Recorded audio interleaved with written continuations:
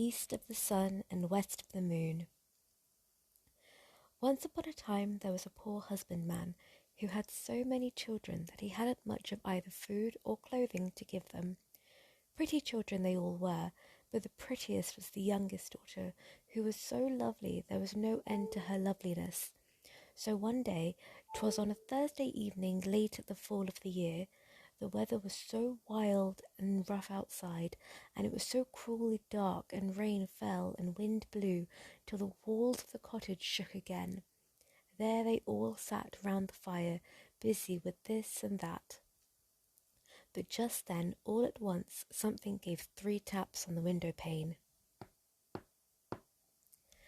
Then the father went out to see what was the matter, and when he got out of doors, what should he see but a great big white bear. "Good evening to you," said the white bear. "The same to you," said the man. "Will you give me your youngest daughter? If you will, I will make you as rich as you are now poor," said the bear. Well, the man would not be at all sorry to be so rich, but still he thought he must have a bit of a talk with his daughter first. So he went in and told them how there was a great white bear waiting outside, who had given his word to make them so rich if he could only have the youngest daughter. The lassie said no outright. Nothing could get her to say anything else. So the man went out and settled it with the white bear that he should come again the next Thursday evening and get an answer. Meantime he talked his daughter over and kept on telling her of all the riches they would get, and how well off she would be herself. And so at last she thought better of it, and washed and mended her rags, made herself as smart as she could, and was ready to start. I can't say her packing gave her much trouble. Next Thursday evening came the white bear to fetch her, and she got on upon his back with her bundle, and off they went. So when they had gone a bit of the way, the white bear said, "Are you afraid?" No, she wasn't. "Well, mind and hold tight by my shaggy coat, and then there's nothing to fear," said the bear. So she rode a long, long way till they came to a great steep hill.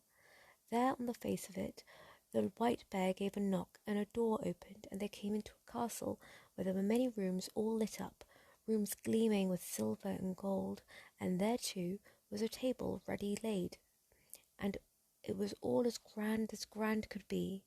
Then the white bear gave her a silver bell, and when she wanted anything, she was only to ring it, and she would get it at once. Well, after she had eaten and drunk, and evening wore on, she got sleepy after her journey, and thought she would like to go to bed. So she rang the bell, and she had scarcely taken hold of it before she came to a chamber where there was a bed made as fair and white as any one could wish to sleep in, with silken pillows and curtains and golden fringe. All that was in the room was gold or silver, but when she had gone to bed and put out the light, a man came and laid himself alongside her. That was the white bear, who threw off his beast shape at night, but she never saw him, for he always came after she had put out the light, and before the day dawned he was up and off again. So things went on happily for a while, but at last she began to get silent and sorrowful, for there she went about all day alone, and she longed to go home to see her father and mother and brothers and sisters.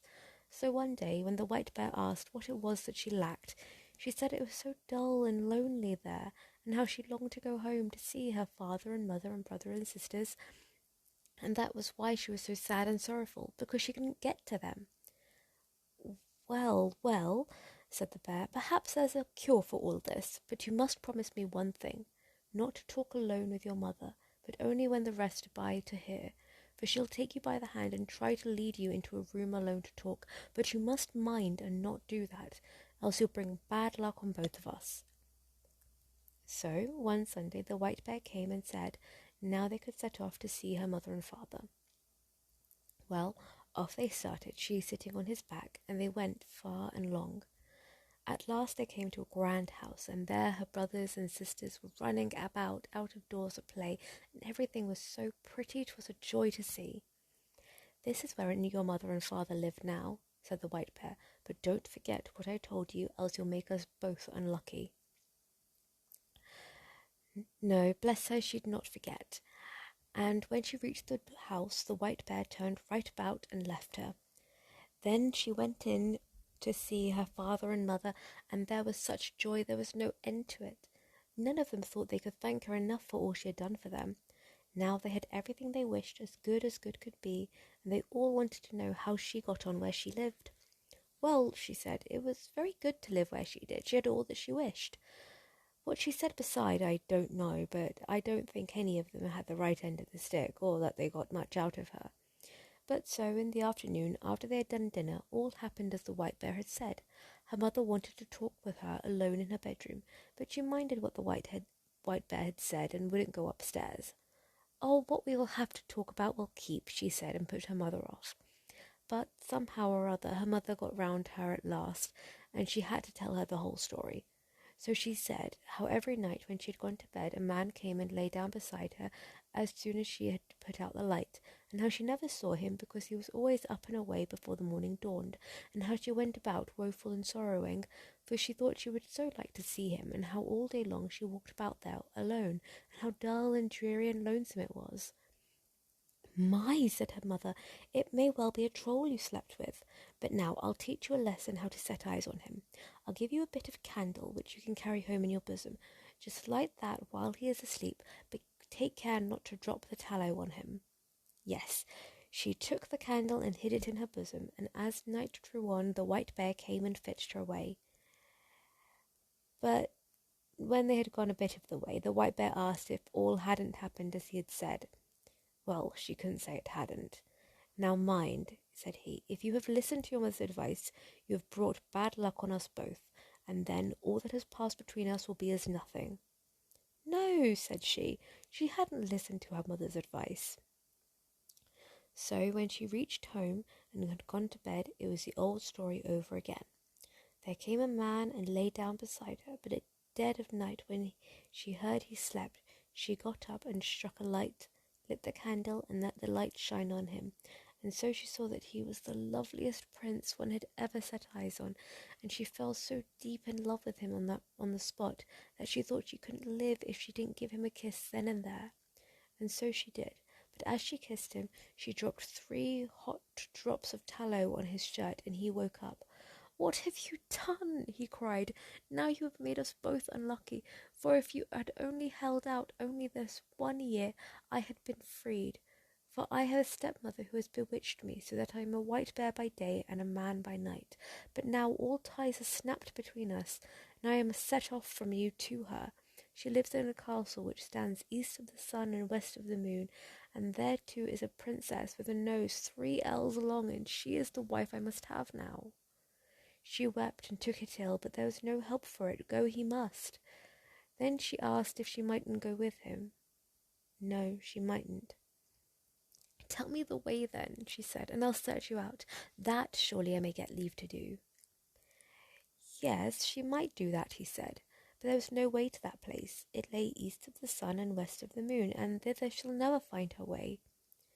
So next morning when she woke up, both prince and castle were gone, and then she lay on a little green patch in the midst of the gloomy thick wood, and by her side lay the same bundle of rags she had brought with her from her old home.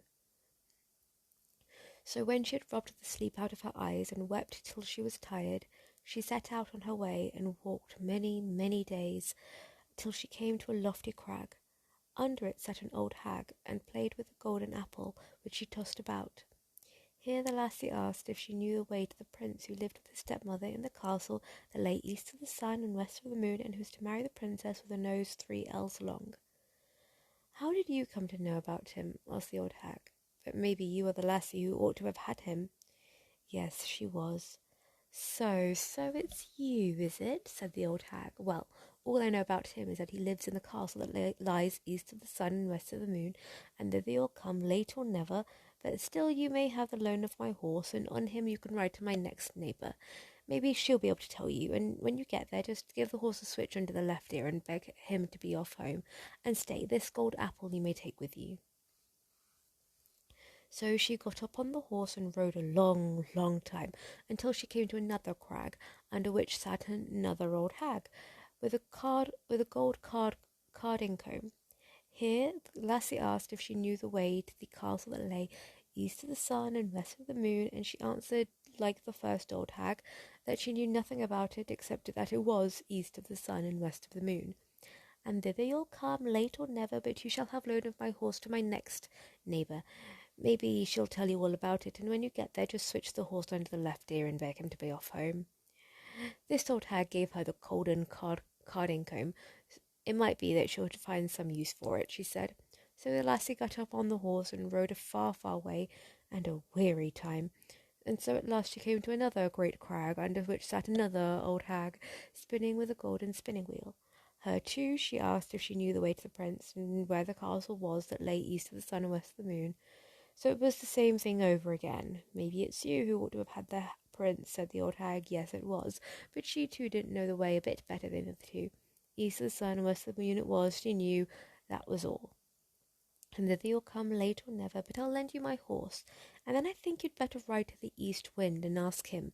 Maybe he knows those parts and can blow you thither, but when you get to him you need only give the horse a switch under the left ear and he'll trot him home himself. And so too she gave her the golden spinning wheel. Maybe you'll find use for it, said the old hag. Then on she rode many, many days, a weary time, before she got to the east wind's home. But at last she did reach it, and then she asked the east wind if he could tell her the way to the prince who dwelt east of the sun and west of the moon. Yes, the east wind had often heard tell of it, the prince in the castle, but he couldn't tell the way, for he'd never blown so far. But if you will, I'll go with you to my brother the west wind. Maybe he knows, for he's much stronger. So if you'll just get on my back, I'll carry you thither.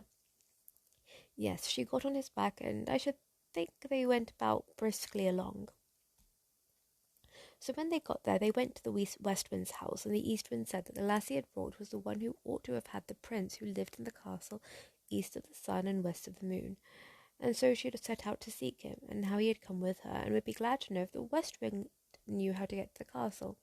Nay, said the west wind, so far I've never blown, but if you will, I'll go with you to our brother the south wind, for he's much stronger than either of us, and has flapped his wings far and wide. Maybe he'll tell you. You can get on my back, and I'll carry you to him. Yes, she got on his back, and they travelled to the south wind, and weren't so very long on the way, I should think. When they got there, the west wind asked him if he could tell her the way to the castle that lay east of the sun and west of the moon, for it was she who ought to have had the prince who lived there. You don't say. That's she, is it? Said the south wind. Well, I have blustered about him most places in my time, but so far never have I blown. But if you will, I'll take you to my brother the north wind. He is the eldest and the strongest of the whole lot of us, and if he doesn't know where it is, you'll never find anyone in the world to tell you. You can get on my back, and I'll carry you thither. Yes, she got on his back, and away from his house at a fine rate he went. And this time, too, she wasn't long on her way. But when they got to the north wind's house, he was so wild and cross, cold puffs came from a long way off. Blast you both, what do you want? He roared out to them, ever so far off that it struck them with an icy shiver. Well, said the south wind, you needn't be so foul-mouthed, for here I am, your brother the south wind, and here is the lassie who ought to have had the prince who dwells in the castle that lies east of the sun and west of the moon. And now she wants to ask you if you ever were there, and can tell her the way, for she would be so glad to find him again. Yes, I know well enough where it is, said the north wind. Once in my life I've blown an aspen leaf thither, but I was so tired I couldn't blow a puff for ever so many days after. But if you really wish to go thither, and aren't afraid to come along with me, I'll take you on my back and see if I can blow you thither. Yes, with all her heart she must and would get thither if it were possible in any way, and for fear, however madly he went, she wouldn't be at all afraid. Very well, then, said the north wind, but you must sleep here tonight, for we must have the whole day before us, if we were to get thither at all. Early the next morning, the north wind woke her, and puffed himself up, and blew himself out, and made himself so stout and big, 'twas gruesome to look at him, and so off they went, high up through the air, as if they would never stop till they got to the world's end. Down there, here below, there was such a storm, it threw down long tracts of wood and many houses, when it swept over the great sea, and ships floundered by hundreds. So they tore on, and no one could believe how far they went, and all the while they still went over the sea, and the north wind got more and more weary, and so out of breath he could scarce bring out a puff, and his wings drooped and drooped, till at last he sunk so low that the crests of the waves dashed over his heels. "Are you afraid?" said the North Wind. No, she wasn't. But they weren't very far from land, and the North Wind still had so much strength left in him that he managed to throw her up on the shore under the windows of the castle which lay east of the sun and west of the moon. But then he was so weak and worn out he had to stay there and rest many days before he could get home again. Next morning the lassie sat down under the castle window and began to play with the golden apple, and the first person she saw was the long-nosed princess who was to have the prince. "What do you want for your gold apple, you lassie?" said Long-Nose, and threw up the window. "It's not for sale for gold or money," said the lassie. "If it's not for sale for gold or money, what is it that you will sell it for? You may name your own price," said the princess. "Well, if I may get to the prince who lives here and be with him tonight, you shall have it," said the lassie whom the North Wind had brought. Yes, she might. That could be done. So the princess got the gold apple, but when the lassie came up to the prince's bedroom at night, he was fast asleep. She called him and shook him, and between whiles she wept sore, but with all she could do, she couldn't wake him up. Next morning, as soon as day broke, came the princess with a long nose and drove her out again. So in the daytime she sat down under the castle windows and began to card with her carding comb, and the same thing happened. The princess asked what she wanted for it, and she said it wasn't for sale for gold or money, but if she might get up to leave to go to the prince and be with him that night, the princess could have it. But when she went up, she found him fast asleep again, and all she called and all she shook and wept and prayed, she couldn't get life into him.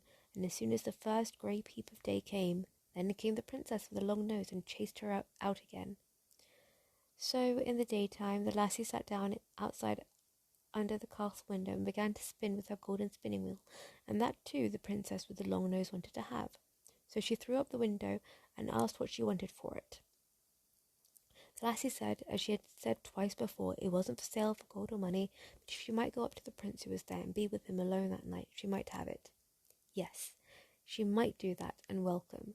But now you must know there were some human folk who had been carried off thither, and as they sat in their room, which was next to the prince, they had heard of how a woman had been in there, and wept and prayed, and called to him 2 nights running, and they told that to the prince. That evening, when the princess came with her sleepy drink, the prince made as if he had drank it, but threw it over his shoulder, for he could guess it was a sleepy drink. So when the lassie came in, she found the prince wide awake, and then she told him the whole story of how she had come thither. "Ah," said the prince, "you've come just in the very nick of time, for tomorrow is to be our wedding day. But now I won't have the long nose, and you are the only woman in the whole world who can set me free. I'll say I want to see what my wife is fit for, and beg her to wash the shirt which has the 3 spots of tallow on it. She'll say yes, for she doesn't know 'tis you who put them there, but that's a work only for human folk, and not for such a pack of trolls. So I'll say that I won't have any other for my bride than the woman who can wash them out, and ask you to do it." So there was great joy and love between them all that night. But the next day, when the wedding was to be, the prince said, "First of all, I'd like to see what my bride is fit for." "Yes," said the stepmother with all her heart. "Well," said the prince, "I've got a fine shirt which I'd like to wear for my wedding shirt, but somehow or other it's got 3 spots of tallow on it, which I must have washed out, and I have sworn never to take any other bride than the woman who is able to do that. If she can't, she's not worth having." "Well, that's no great thing," they said, so they agreed, and she with the long nose began to wash away as hard as she could, but the more she rubbed and scrubbed, the bigger the spots grew. "Ah," said the old hag, her mother, "you can't wash, let me try." But she hadn't long taken the shirt in hand before it got far worse than ever, and with all her rubbing and wringing and scrubbing, the spots grew bigger and blacker and darker and uglier was the shirt. Then all the trolls began to wash, but the longer it lasted, the blacker and uglier the shirt grew, till at last it was black all over as if it had been up the chimney. "Ah," said the prince, "none of you are worth a straw, you can't wash. Why, there, outside is a beggar lassie. I'll be bound she knows how to wash the shirt better than the whole lot of you. Come in, lassie," he shouted. Well, in she came. "Can you wash this shirt clean, lassie, you?" said he. "I don't know," she said, "but I think I can." And almost before she had taken it and dipped it in the water, it was as white as driven snow and whiter still. "Yes, you are the lassie for me," said the prince. At that, the old hag flew in such a rage she burst on the spot, and the princess with the long nose after her, and the whole pack of trolls after her. At least I've never heard a word about them since. As for the prince and princess, they set free all the poor human folk who had been carried off and shut up there, and they took with them all the silver and gold and flitted away as far as they could from the castle that lay east of the sun and west of the moon. The end. So this story originally did not say human folk, it said Christian folk. But as you know, as we are not all Christian centric, I've changed it to be human, as the antagonists of the story are trolls.